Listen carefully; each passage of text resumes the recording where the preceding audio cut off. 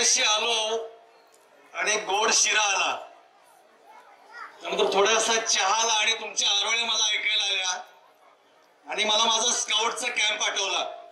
सर्वांना भूक लागली का? नाही अजून. जर मसाले भात असेल तर मी एक घोषणा देतो, माझ्या पाठीमागे म्हणायचं आहे. मी म्हणणार मसाले भात, तुम्ही म्हणायचं मी नाही खात. मी म्हणणार का नाही खात, तुम्ही म्हणायचं मीठ नाही त्यात. बघूया. मसाले भात. अरे मसाले भात का नाही खात? का नाही खात? धन्यवाद मुलांनो. शिक्षण विभाग, पंचायत समिती बुदरगड पहिल्याच बालकुमार साहित्य संमेलनाच्या निमित्तानं उपस्थित आदरणीय गवस सर,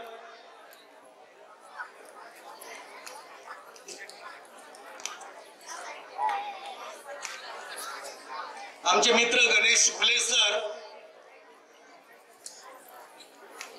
बाबा, आम्ही दंगलीचा खोटा खोटा खेळ खेळू का? खेळण्यातली बस आम्ही चालू का? त्यांच्या सुंदर माझी शाळा या पुस्तकाला या वर्षीचा राज्य शासनाचा बालवाङ्मयातला राज्य पुरस्कार मिळाला. ते आदरणीय गणेश फुले सर, ज्यांच्या पहाट पावलानं सकाळला जाग येते, त्या जाणीवेशा लेखिका सोनालीताई नवांगुळ, व्यासपीठावरील उपस्थित सर्वच मान्यवर ज्यांनी माझ्या वळवणला पहिला पुरस्कार देऊन गौरवलं, ते आदरणीय जठार सर. अरे मी येळावीचाच आहे, मला ओळखत जा म्हणणारे आदरणीय संपतराव गायकवाड साहेब. आज हे पहिलंच बालकुमार साहित्य संमेलन. कसं वाटतं रे पोराडो? छान वाटतंय का? गॅदरिंग सारखं वाटतंय का? गॅदरिंग सारखं अजून नाही वाटत? काय तुम्ही म्हणाल, काय सरवर डॅन्स नाही, काय नाही? गणेश फुले सर सादर करणार आहेत, पण त्याच्या अगोदर मला सरांनी विषय दिला, मी आणि माझ्या बालकथा. तुम्हाला गोष्टी आवडतात का रे? आता तुम्हाला सांगतो, मी लहान असताना अशाच गोष्टी ऐकायचो आणि तो सांगायचा सराव करायचो. आमच्या मराठी शाळेत बरं का भाषणाच्या स्पर्धा व्हायच्या. तुमच्या होतात की नाही? अरे तुम्हाला सांगतो, माझं भाषण सुरू झालं की माझा मित्र बाहेर फटांगडा लावायचा. मग हा जो फटांगडा लावलेला मित्र होता, याचं नाव होतं बाट्या. बाट्या बाट्या हे फेमस गडी वर्गातला. मग या बाट्याने काय ठरवलं? अरे म्हणले भाषणाच्या स्पर्धा लई झाल्या, म्हणले आधी आपण नाटक बसवूया. नाटक बसवूया की म्हणलं आपण नाटक बसवायचं. म्हणलं पन्हाळ गडाकडून विशाळ गडाकडे. मग काय माईकचा प्रॉब्लेम येतोय काय? नाही ना? काय आवाज येतोय का तुम्हाला? थोडं कमी करा बस. आणि मग आम्ही पात्र शोधायला सुरुवात केली. आता हा बाट्या सगळ्यांचा दादा. म्हणला मी छत्रपती शिवाजी महाराज होणार. बरं म्हटलं, हो बाबा तुझ्या काय चालतंय पुढं? काय बोललं की थोबाडत लावायचा. मग कोण सिद्धी जोहार झालं, कोण बाजीप्रभू देशपांडे झालं, आणि आम्ही नाटकाच्या प्रॅक्टिसला सुरुवात केली. इयत्ता 7वीला होतो त्यावेळी, 6वीला. मग हे नाटक व्हायचं कुठं? तर मराठी शाळेपुढं. मग म्हटले आपल्याला तलवारी जमा करायला पाहिजे. मग गोविंद पाटील सर, तलवार कुठली त्यावेळी? आम्ही नारळाचं फड कापलं. नारळाचं फड कापलं, तेव्हा चंदरी कलर दिला. म्हणले तलवार केली. म्हणले आता ढाल. आताच्यासारखं काही डिजिटल शाळा नाही ते हो. आता टाईप करायचं कॉम्प्युटरवर, तासात तक्ता तयार. अरे गुरुजी आम्हाला सांगायचे, बडा स्केच पेन न लिही आणि मग तक्ता लाव. ते पुन्हा यायला पाहिजे गायकवाड साहेब. मग आम्ही ते तक्ते लावलेले जाड जाड पुट्ट्याचे. तुम्हाला सांगतो, गोल कापलं, त्याला रंगवलं, पुन्हा काळं काळं कोळशाने डाग दिलं, मधनं दाबणानं भोका पाडली. अरे दाबण माहित आहे का तुम्हाला? बरं झालं ते तर माहित आहे. आणि त्यात सुतळी घातली, सुतळी, आणि ढाल तयार केली. आता भाला, हे कळकाची लांबडी काठी घेतली. तुम्हाला सांगतो, खुरप्यानं मधनं असं केला आणि दगडाचा जो भाला त्यात घातला, तर भाला झाला, तलवार झाली, ढाल झाली, मिशा कुठनं आणायच्या. मला आश्चर्य वाटतं, आताच्या गॅदरिंगला पालक 5-5, 10-10 हजार रुपये देतात. माझ्या पोराला पाहिजे तसला ड्रेस आणा, पण पोरग नाचलं पाहिजे हिंदी गाण्यावर. आमच्या आबासनी म्हणलं, आबा मिशा पाहिजे त्या. आबा म्हणले, चल मेंढराची केस काढून आणू. आम्ही गेलो, एवढी मेंढराची केस उपसली आणि जुन्यातला डिंक माहित आहे का रे, बाबळीवर निघतो. तुम्हाला काय बाबांनो, ऐकतं फेविक्विक, मजबूत जोड आहे, तुटेगा नाही. अरे जोड डिंकाचा म्हणतोय, लय शहाणा होऊ नकोस. मग आमच्याकडे कसं होतं, डिंक बाबळी उचलायचं, डिंक काढायचा, शिसा भरून ठेवायचा, वर्षभर वापरायचा, कधीच कमी पडत नव्हतं. आता काय सगळं तयार आहे. मग आम्ही त्या डिंकानं काय केले, मिशा चिटकवल्या. तुम्हाला सांगतो, आमचं नाटक सुरू झालं, कान मारामारी सुरू. ठरलं होतं काय, राजीगडावर पोचले की माग तोटा लावायचा. उशीर पाचूर दिन दिन दिन ढिगी जोरात लढाई हो. लढाई सुरू झाली, राजेगडावर पोचला. माणसं पुढची वैतागली, अरे बास करा की किती उशीर लढायचं असते. मी माग गेलो आणि म्हटलं, बास्कर की अरे पण गाडी पेटी पेटना, गाडी पेटीस पेटणं तर तोटा कसा लागायचा, आणि तोटा कसा लागायचा तर राजेगडावर कसे पोचायचे. पण मला अभिमान वाटतो, मी ज्या मराठी शाळेत शिकलो त्या शाळेचं यश आहे. एक रविराज म्हणे, गवस सरांच्यामुळे लेखक झाला आणि तुमच्या समोर 4 गोष्टी बोलू लागला. माझी सुंदर मराठी शाळा होती गणेश कोले सर. सरांनी सांगितलं, संगीताचे क्लास असू द्या. ते आदम सुतार गुरुजी नावाचे शिक्षक होते, गायकवाड सरांना माहित आहे, अप्रतिम पेटी वाजवायचे. सोपान पाटील नावाचे शिक्षक होते, इतिहास शिकवायचे. राजांना मागे टाकून जायला आम्ही त्यांचे दुश्मन का होतो, जीवाच्या भयानं पाठीला पाय लावून पडणारे आम्ही नादान फ्याड का होतो. विचार करा, मोगल आमच्या पाठीवर सभोवती हेरांचा सुचवट, जरा जरी गपलप होती तर आम्ही सारेच गणिमांच्या हाती गवसतो. त्यावेळी पाठ केलंय, अजून पाठ आहे. आणि भाषण काढ म्हटलं की युट्यूब वर बघतोय आणि मग लिहितय. अरे पुस्तकं प्रत्येकाच्या घरात पाहिजेत. 400 रुपयाचा रिचार्ज मम्माचा, पप्पाचा, दीदीचा, माझा, व्हेरी छोटू.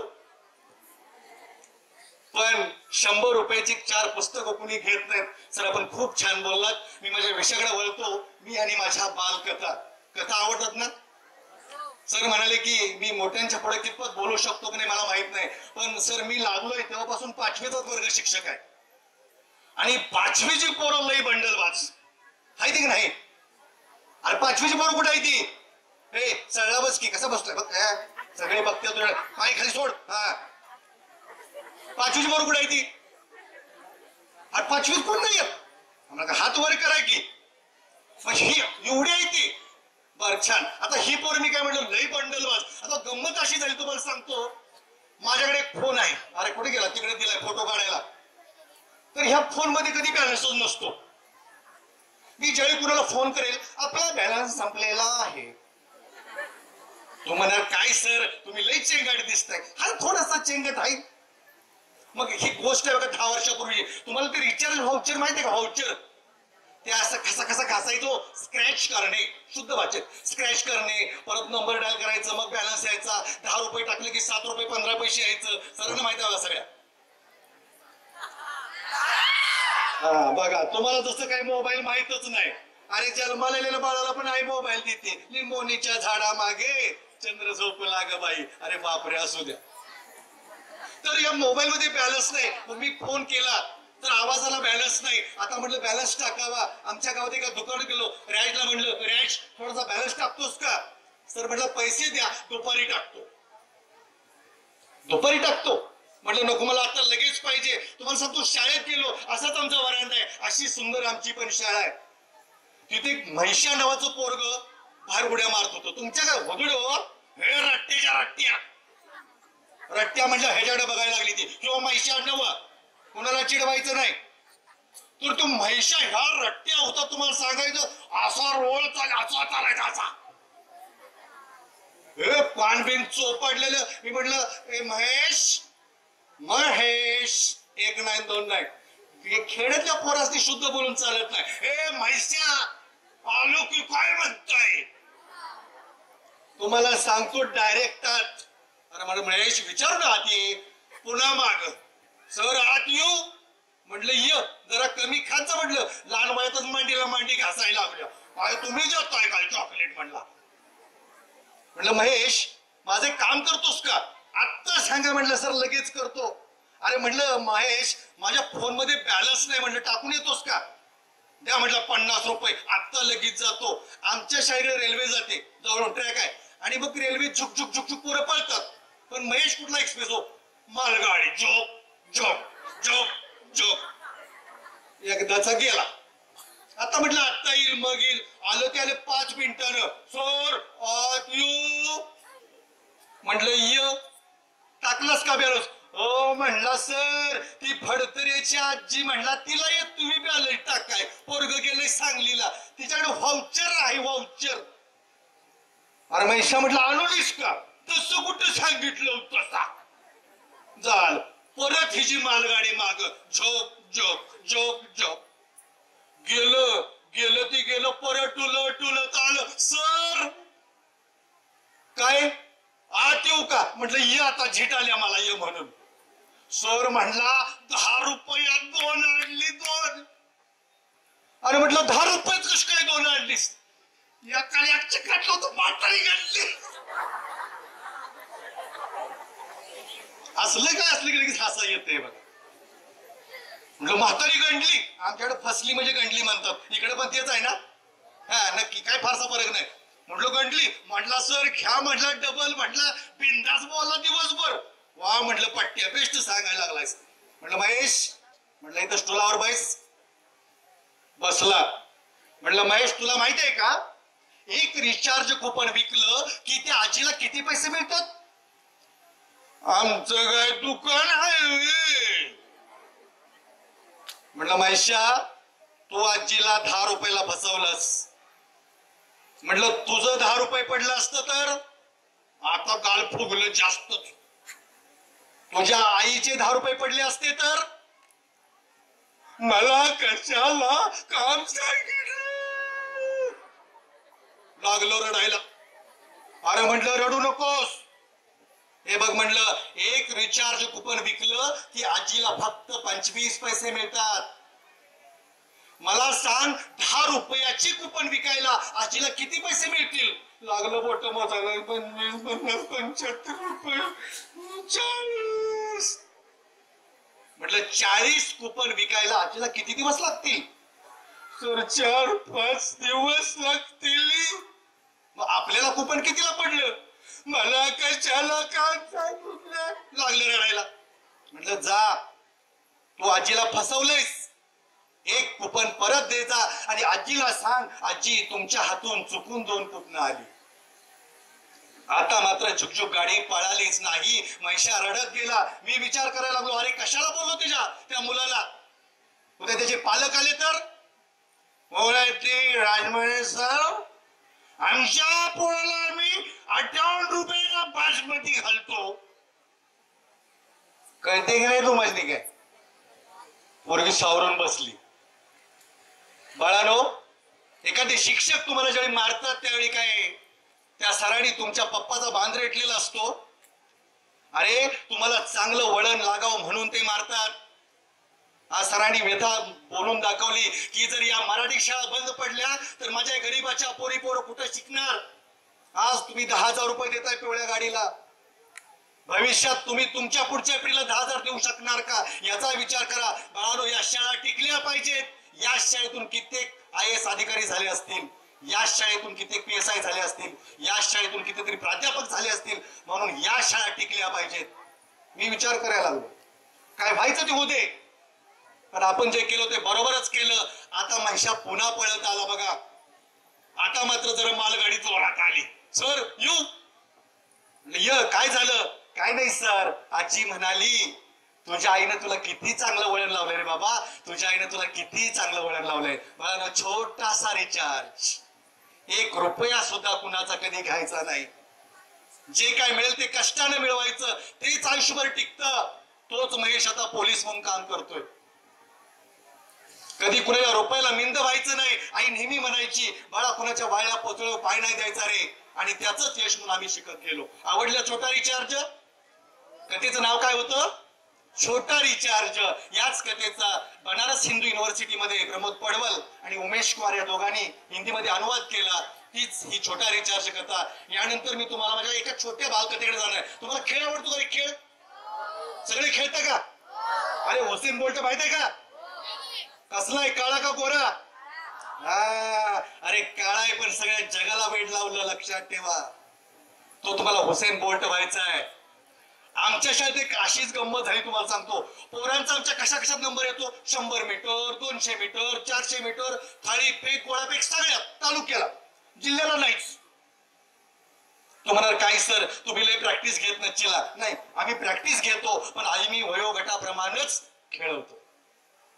मग एक दिवशी मी आमच्या गावाहून भिलवडीला गेलो. कधी आलाय का भिलवडी? चांगली रेल्वेनं, माहिती आहे का नाही भिलवडी? मग रेल्वेनं मुलं घेऊन गेलो. माझ्याबरोबर 3 मुली आणि 4 मुलं होती. त्यात एक ज्योती नावाची मुलगी होती बघ. आणि ह्या ज्योतीचा 400 मीटरला पलूस तालुक्यात पहिला नंबर आला होता. मग आम्ही सगळे ग्राउंडवर असे गेलो आणि त्या ज्योतीला अनेक बहीण होती, ती बरोबर होती. आणि पप्पानी आपल्या मुलीला स्पाइक्स घेतले होते. स्पाइक्स माहिती आहे तुम्हाला? त्या बोटाला मोळे असतात बघा, ते घालून आपण जाम पळतो. मग ह्या ज्योतीला पप्पानी स्पाइक्स दिले होते.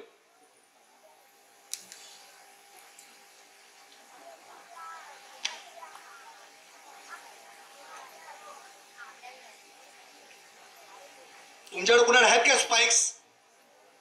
एका तरी मुलाकडं स्पाइक्स आहेत पळायचे? आहे तुझ्याकडं? किट कुणाकडे खेळायचं किट? मी तर असल्या प्रत्येक गुरुजीला विनंती करतो की हायफाय शाळेमध्ये किट बूट हे फार प्रस्त आहे. फारशी किंमत नसते, 200 रुपयाला किट येतं. या सगळ्या मुलांना घेऊन द्या, पळू दे त्याला बिनधास्तपणे. हे सगळं लोन बंद पडेल. आपण गॅदरिंग, छानसं पळणं, छानसं खेळणं, सरांनी सांगितलं ते संगीत घेतलं तर पुन्हा या मराठी शाळा फुलतील. मी सांगतोय स्पाइक्स. मग आम्ही ग्राउंडवर गेलो. ज्योती स्पाइक्स घालून तयार. सर माझा पहिला नंबर येणार. म्हटलं शुभेच्छा. जत आटपाडी साईडची मुलं, सर खूप गरिबी आहे त्या भागामध्ये आणि प्रचंड पळतात. आणि त्या ग्राउंडवर बघा ज्योतीच्या शर्यतीला सुरुवात होणार होती. आणि एक कुंडलचं पोरग माझ्या शर्टाला सारखं वाढायचं. ओ सर, ओ सर. म्हटलं काय रे? काय नाही ओ सर, ती तुमच्या पोरगीचं पाईक देणार का मला? तिचं पळून झालं की? म्हटलं का रे? काय नाही हो सर, माझ्याकडे स्पाइक्स नाही देऊ, मी लगेच देतो त्या पोरगीला. अरे म्हटलं तिची तर स्पर्धा होऊ दे. मग आमची ज्योती बघा पळायला लागली. शर्यत सुरू झाली आणि पहिल्यांदा एकदम फास्ट. मला वाटलं आमच्या ज्योतीचा पहिला नंबर येणार. झालं. पहिल्यावरून दुसऱ्यावर गेली, दुसऱ्यावरून तिसऱ्यावर गेली, तिसऱ्यावरून चौथ्यावर गेली आणि आम्ही आपलं डोळं झाकलं. म्हटलं नंबर काय येत नाही. आणि ज्योती आली 7वी. आली ती आली, बघा ना सर मोळाच टोचला. म्हटलं असू दे, पोरांची कारणं भारी असतात बघा. नंबर नाही सर, त्या पोरानं मला ढकललं. कारण बघा लय भारी. नंबर नाही आलं. काय सर, ही चड्डीच लय टाईट आहे बघा. परत जावं सर, तुम्हाला म्हणतो तो का मी वाईस खाऊन घेतो. कारण भारी असतात. ज्योतीचं कारण काय? सर मोळाच टोचला. म्हटलं राहू दे ज्योती, पुढच्या वर्षी नंबर काढायचा. मी नाही जावा सर. पप्पा म्हटलं की तुझा नंबर आला तर तुला सायकल घेणार. म्हटलं आता ज्योती पुढच्या वर्षी. तर ती पोरग कुंडलचं असतं. सर द्या की पाईक्स. म्हटलं ज्योती ह्या सचिनला स्पाइक देतीस का? मी नाही जावा म्हटली. माझा नाही नंबर आला आणि मी नाही देणार याला नंबर. अगं म्हटलं दे की, लगेच देतो. मी नाही जावा ना, मी नाही ती तुटलं म्हणजे पप्पाला मारतील. झालं. पोरगी काय स्पाइक्स देणार. आणि 4 वाजत आले. आम्ही रेल्वेने येणार. पोरींचं सर चला एक्सप्रेस जाईल, आपण जाऊया घरी. सचिन कसा म्हणणार? हो सर माझा इव्हेंट आता लगेच आहे, द्या की. ज्योतीनं स्पाइक्स नाही दिले. आम्ही ग्राउंडच्या बाहेर चाललो.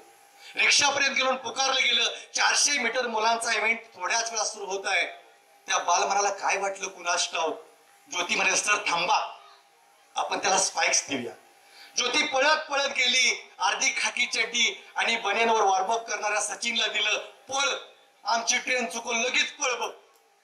आणि शर्यतीला सुरुवात झाली. बाळानो, एक गरीबाचा मुलगा त्याचे वडील द्राक्षाच्या बागेत कामाला जायचे, स्पाइक्स घ्यायला पैसे नव्हते. त्या पोरीला विनंती केली, पोरीनं स्पाइक्स दिले आणि ऑन युअर मार्क स्टडी आणि गोची ऑर्डर झाली. सारं मैदान त्याच्याकडे बघत होतं. एक साधा पोरगा 7वी 8वीचा 14 वर्षाच्या खालचा वाऱ्यागत पळत होता. माझ्या शाळेची पोरं ओरडत होती, सर तो बघा तो सचिन, तो बघा सचिन, सर पुढे पुढे, तो का सगळ्यात पुढे सचिन. आणि बाळानं तो सचिन 400 मीटरला जिल्ह्यात पहिला आला. पोरग पहिला आला आणि पडलं, नाव सांगितलं आणि 2 स्पाइक घेऊन पळत पळत पळत आमच्याकडे आलं. ज्योतीला स्पाइक्स दिले, ही घ्या जावा सर, तुमची ट्रेन चुकल, तुझ्यामुळेच माझा पहिला नंबर आला, मी कवा नाही सरणार, तुझ्यामुळेच माझा पहिला नंबर आला. छोटी गोष्ट, काय लागतं रे बाळा. आपण एकमेकाला पेन्सिल देतो, रबर देतो, वही देतो, पुस्तक देतो.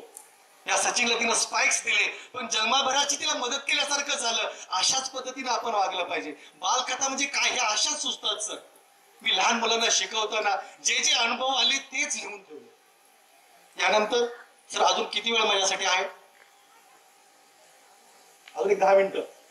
यानंतर मी तुम्हाला अजून एक कथा छोटीशी सांगणार आहे. त्या कथेचं नाव आहे शर्यत. तुम्हाला शर्यत बघायला आवडते? कशा कशाची? घोडेगाडीची, बैलगाडीची? अहो बंदी आहे की त्याच्यावर, काहीतरी सांगताय. हा, उलटी रिक्षा नाही ना, बघू नका केव्हाही. आता मी जी तुम्हाला शर्यत सांगणार आहे ती बघा हमालांची आहे. सांगू गोष्ट? एक 10 मिनिटात सांगणार, माझा वेळ संपतो. बघा माझ्या कथेचं नाव आहे शर्यत. ज्ञानोचा मुलगा किशोर इयत्ता 9वी शिकत होता. 9वीची मुलं आहे तिथं. अहिल्यानगर मधल्या त्या पत्र्याच्या खोलीत उन्हाच्या धगीनं शिजायचं. किशोर तिथंच बसून अभ्यास करायचा. ज्ञानू सांगलीच्या मार्केटात हमाली करायचा. कधीतरी 200-250 रुपये मिळायचं, त्याच्यावर घर चालायचं. रोज संध्याकाळी किशोर आपल्या बापाची पाठ पडवून द्यायचा आणि बापाला सांगायचा, अप्पा हे हमालीचं काम कशाला करतायसा? तुमचं अंग लय दुखत असेल र. असू दे बाळा, मग तुम्ही शाळा का शिकला नाहीसा? अरे लेकरा, आमचं लहानपण गेलं डोंगरात शेरडू करडू हिंडवण्यात, आम्हाला कुठली रे शाळा? पण लेकरा तू लई शिकायचंस, लई मोठं व्हायचंस. मी हमाली केली, तू हमाली करायची नाहीस. रोज आपल्या पोराला हेच सांगायचं, मी हमाली केली, तू हमाली करायची नाहीस. सकाळी उठला, मार्केटात गेला, काही हमाल गाडीत माल भरत होते, काही उतरत होते. एवढ्यात कुणीतरी त्या मार्केट यार्डाच्या भिंतीवरती पोस्टर लावायला सुरुवात केली, हमालांची शर्यत.